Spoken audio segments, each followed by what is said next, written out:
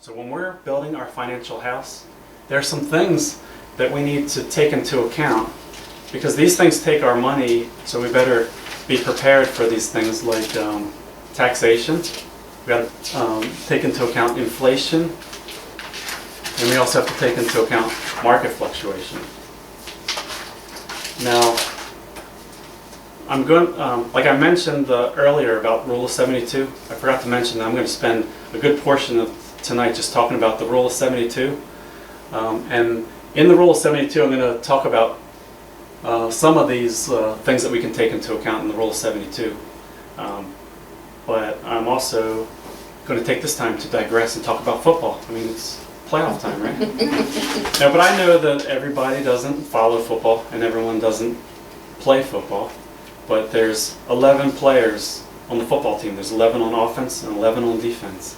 And usually when I ask people who the most important player on the football team is, people usually say quarterback. Yeah, so I know not everybody follows football, but everyone gets that answer right. It's pretty fascinating. But like I said, not everybody follows football and not everybody plays football. But you know a game that everybody plays, right? The money game, right? Mm-hmm. So the money game, there's only 3 players. And those 3 players are money, interest rate, and time. And usually when I ask people what the most important, or the quarterback of the money game, a lot of people say, well, duh, it's the money game, right?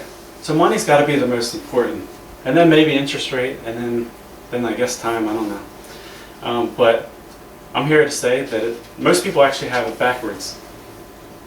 Time is the most important player, interest rate is the second, and then money is the least important player in the money game. How crazy is that? Isn't it the money game? But so I'm going to get to the Rule of 72, and I'm going to show you, you'll see in the Rule of 72 why time is the most important, and then interest rate, and then money. So I've pretty much built up the Rule of 72. Are we ready to get into the Rule of 72 now? Yes. Okay. So the Rule of 72, this works for a one-time investment. You know, you put the money in some type of account, some type of investment vehicle at one time, and then you can just sit there and watch it grow. So this is how the Rule of 72 works. The best way I can think to demonstrate the Rule of 72 is just to tell you a little story about 3 young adults named Ann, Bob, and Chris. They're all age 18. They just graduated high school, and they've also finished all of their graduation parties. And after they were done all their graduation parties, each of them ended up with $4,000. But these are special 18-year-olds. They're not going to just blow this $4,000 and go to Ocean City for senior week and just blow it all there. These are special kids, and they all agreed to, let's take this $4,000 and just put it away for retirement. And so what Ann does, she does the only thing she knows how. She takes her money down to the bank and just puts it in a bank account. And they're planning on retiring at age 66. So they have 48 years for that to grow from age 18 to age 66, 48 years. So even though Ann right now at the bank account, she's not going to be able to get 3%, she is pretty confident that she's going to be able to get 3% averaged over 48 years. Now Bob, he takes his money to the bank too, but instead of just putting it into a savings account, he puts his money into a CD, like a longer term CD. And even though right now he'd be lucky to, long-term CDs right now are like 2% or something like that. Maybe. But well yeah, he'd be lucky to get 2%, right? But this is 48 years here. So he's pretty confident that he can get 6% over 48 years. And now let's look at Chris. Chris decides not to go to the bank at all. He decides to invest his money directly into the economy. And he's going to put his money into mutual funds, and he also wants to make that a Roth IRA. He wants it to be a Roth IRA because he knows that he's going to get tax-free growth, and when it's time for him to withdraw that money, he's going to be able to withdraw it tax-free too.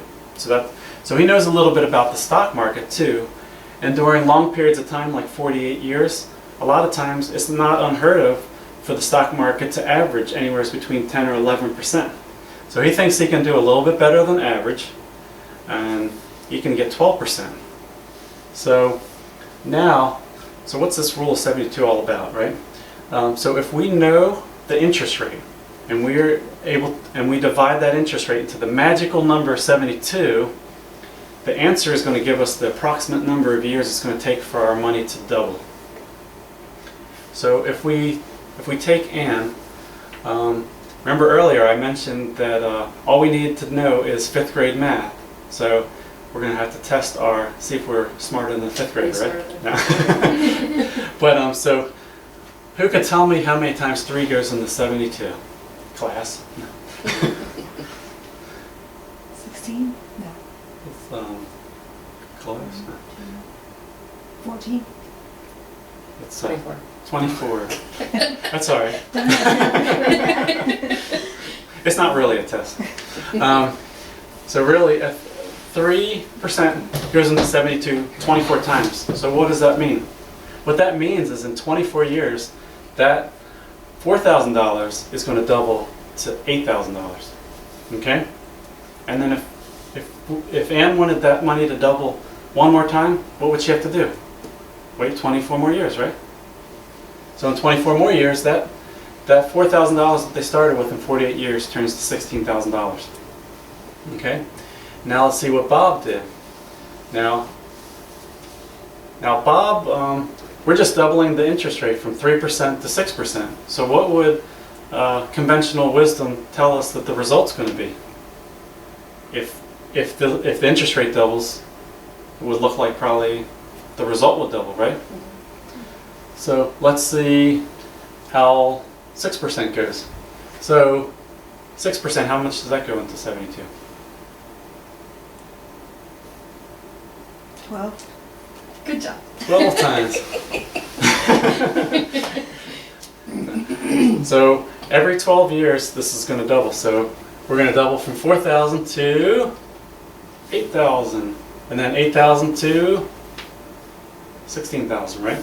And then 16,000 to 32,000, and 32,000 to 64,000. So did that amount double? The interest rate doubled from 3% to 6%, but did 16% doubled as 32,000. So this actually quadrupled, it didn't double, right? So now let's check and see what Chris did. Chris got 12%, right? So 12 goes into 72 6 times. So every 6 years this doubles, right? So let's see how good our math is now. So 4,000 in 6 years doubles to 8,000, right? And then it doubles again in 12 years to 16,000. Then in 18 years it doubles again to 32,000. In 24 years it doubles again to 64,000. 128,000. 256,000. 512,000. And then 1,024,000. That's 1,024,000. What's that? It's a little over $1 million, right? So we got 3 different people with the same amount of money to start with, right? Over the same amount of time, but drastically different results, right? So I have a couple. Oh, by the way, did it quadruple? From 3% to 6%, that quadrupled, right?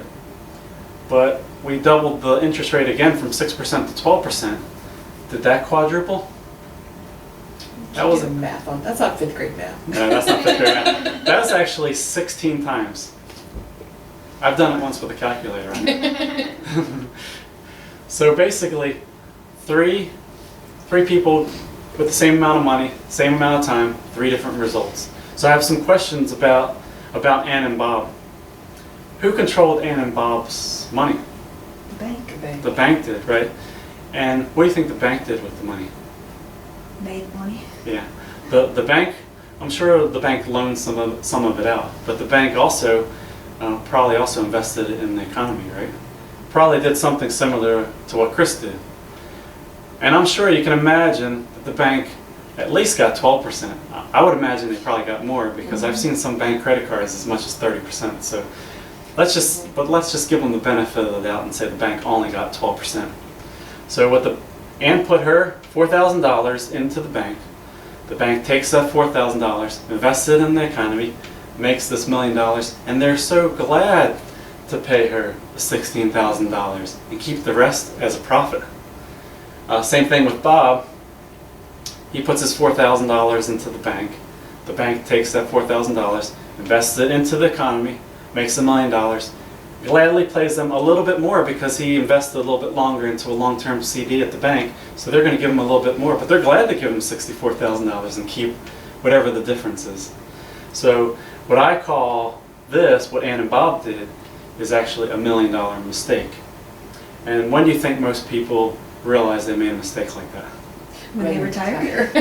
Yeah. Well, actually, the sad thing is most people would never even realize that they made this mistake. But you're right.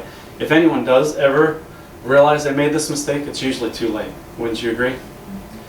So let's look at Chris a little bit further here, because he got a pretty good rate of return. And this is over 48 years. Actually, this is not too unheard of to get 12% over 48 years.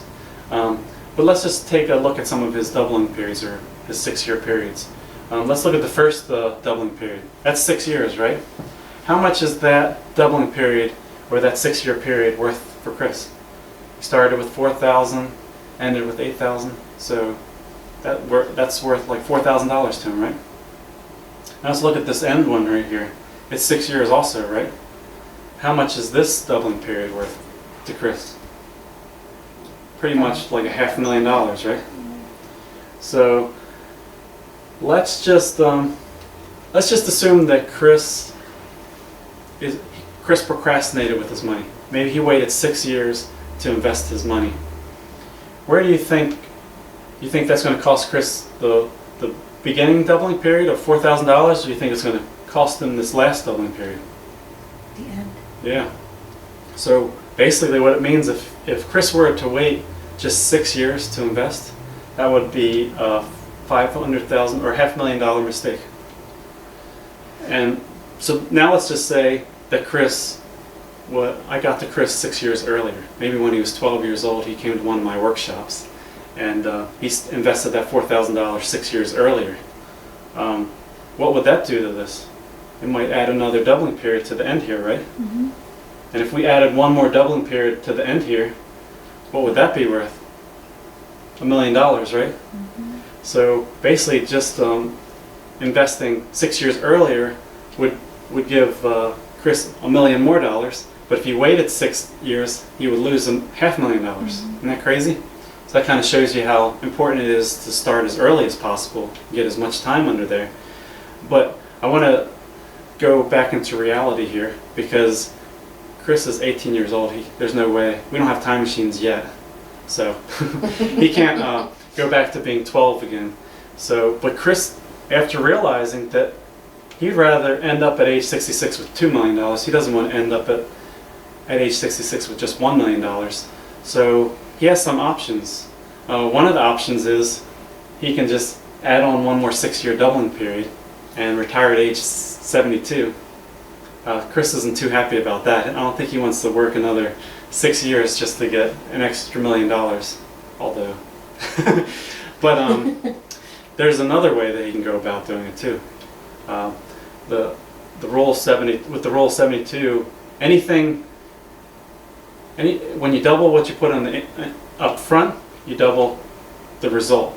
So basically, if he were to double this $4,000 to $8,000 up front, that would be like he gave himself. That would be like he started right here at 8,000. So that would be like the first month. This would be like the second month. I mean, first doubling period would be there instead of this being the second doubling period. So it moves everything up one doubling period, and by him doubling the 4,000 to 8,000, it'll end up with $2 million. And the only reason I tell you this is because it's never too late to start. It's always possible to recover from a lost doubling period. But the thing I want to show you though is the longer that you wait, the more expensive it gets. Like just doubling up here only cost him $4,000. If he wanted to double it when he was at age 66, that would cost him $1 million. So it gets more and more expensive the longer you wait to try and recover. So it's always best to, it's never too late to start, but it's always too late to wait, especially when you learn this rule of 72. Okay, so basically, I've just told you all the good things about the rule of 72, how the rule of 72 can work for you, right? But you think if the rule of 72 can work for you, it could work against you too, right? Can anybody think of any ways that the rule of 72 can work against you? If you keep taking money out, money that you set aside to invest, and then you keep borrowing from that.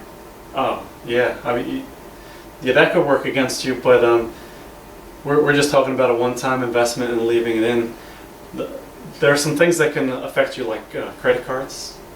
That's like rule of 72 working against you, and inflation. These are usually the two most popular things that people say, are like credit cards and inflation. I just want to show you really quick an example with credit cards, just to show you how it can work against you.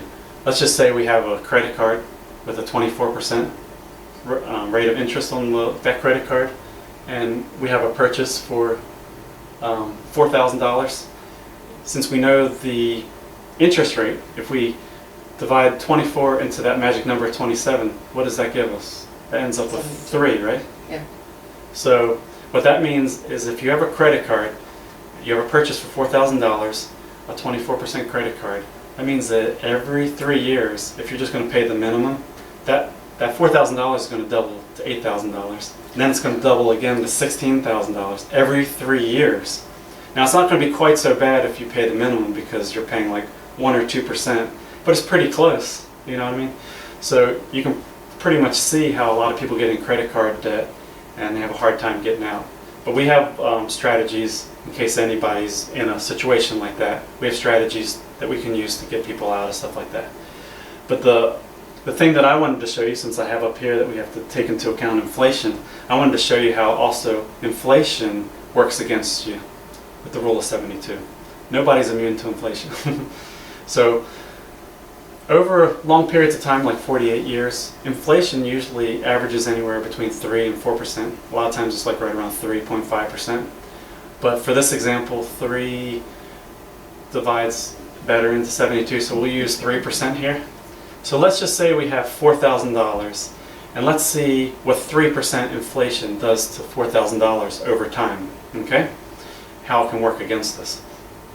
So we know that the rate is 3% inflation, right? So we already did the 3 into 72 over here. It goes in 24 times, right?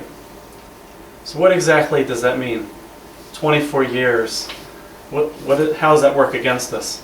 Well, that tells you that in 24 years, you need to have twice as much to spend, twice as much in 24 years. So you need $8,000 in 24 years to spend exactly the same as $4,000 spends today. Or you can look at it the other way, that it just cuts the value of the money in half. So basically it's still $4,000, but it spends like $2,000.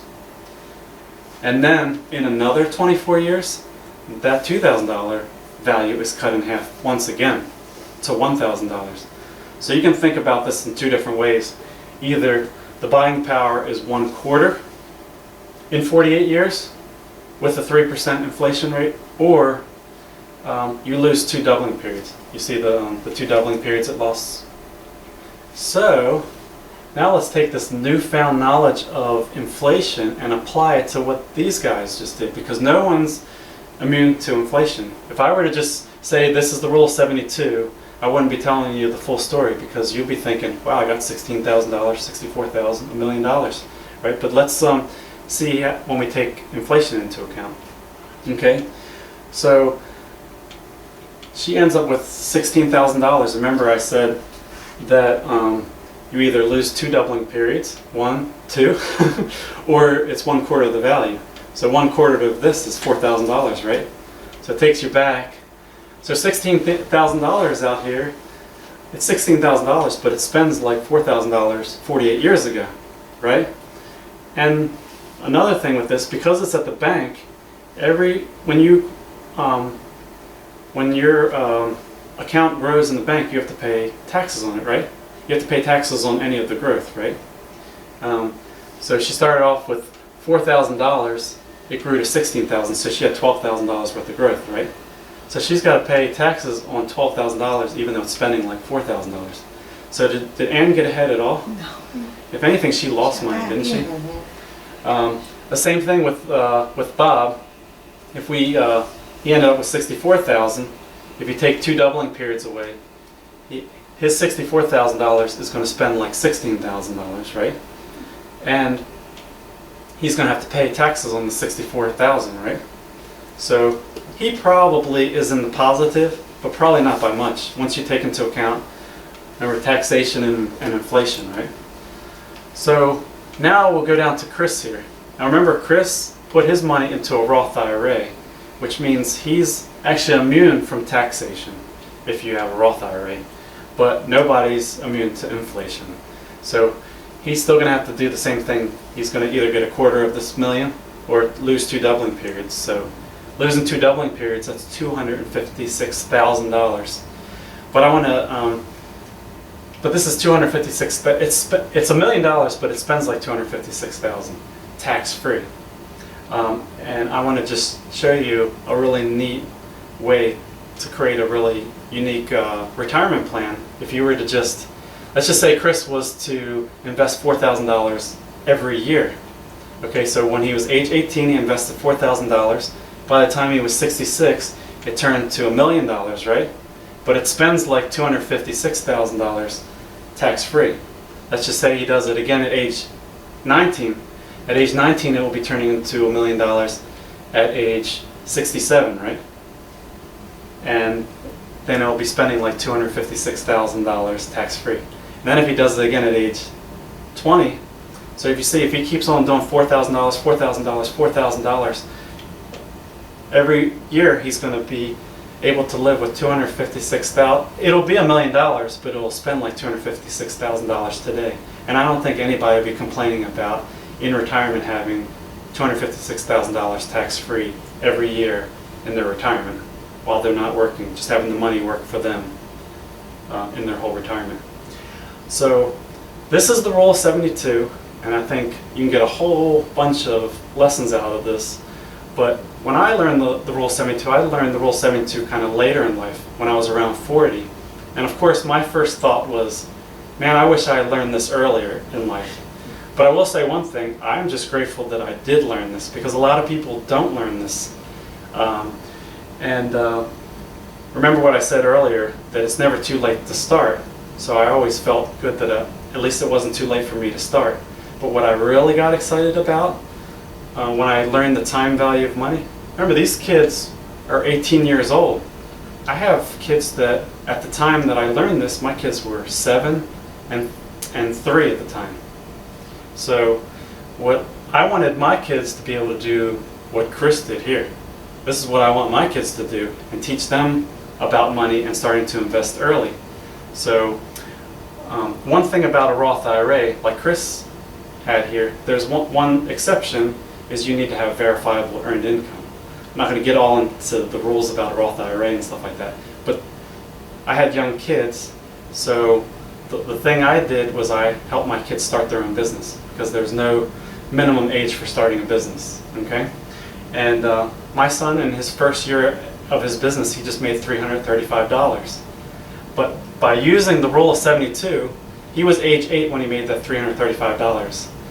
By using the rule of 72 and just growing and letting it just sit until he was age 65, the money, the $335 would grow to a little over $300,000, because he would have 57 years for that to grow, right? So I thought $300,000 was not that sexy of a number. So what I decided to show you was like, Just tell your son that. yeah, and now he thinks this idea is pretty sexy. So I wanted to show you $1 million idea for kids. This is my son Connor at age 8. He's now age 10.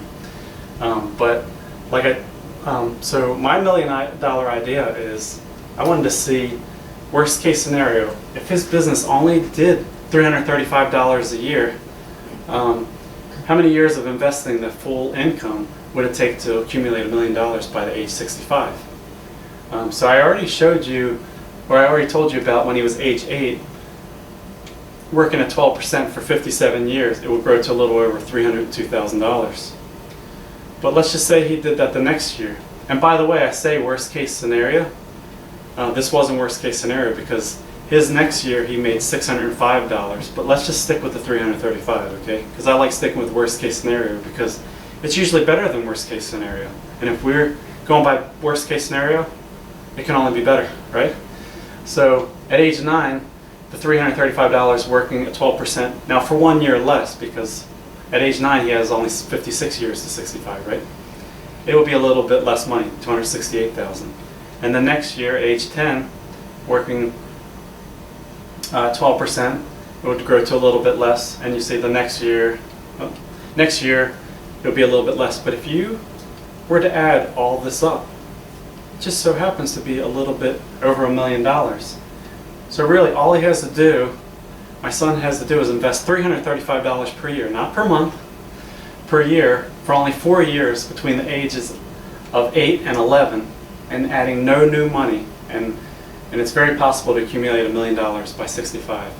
And the only money that my son had to put in was a little over $1,300. I thought this was pretty incredible. And this is worst case scenario because instead of the second year it wasn't 335, it was 605. And he just finished his 3rd year of his business, and this year he did 675. So these numbers are actually, I should redo this slide and say what it actually is. But anyways, I did this earlier before my son did this for more years. So, and since this is a daycare center, I'm sure people here might have kids that are even younger than age 8, right? Well, I also had a younger child too. I used my son as a guinea pig, but then after I saw how it worked with my son, I also have a daughter named Caroline. She's age 5, and I wanted to try with the same exact numbers with her. You know, the same worst case scenario. I'm going to use the same $335, even though her first year she made $372. But using the same numbers, she actually has 60 years until she was age 5 when she made her money. So she has 60 years till 65. And that will grow to a little over $430,000. And the next year, it would be a little bit less because she has one less year, $380,000. The next year, still a little bit less. But look at this. That's only 3 years of investing $335 a year and having even probably like $158,000 more than her brother by investing 1 less year. Just because of the time value of money starting earlier. I thought this was pretty incredible.